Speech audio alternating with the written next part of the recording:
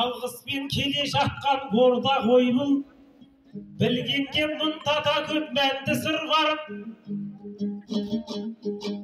Осы ордаға басшылық қылып жүрген Нұрлыбек ағамызға алғысым бар. Қаншама биік шыңды бағындырған, расында қолың жетпес таулы шыңдар.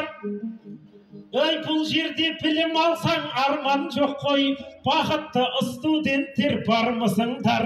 Ассалаумағалейкум, сәлем бердім, арманы жоқ жастарым, армысыңдар?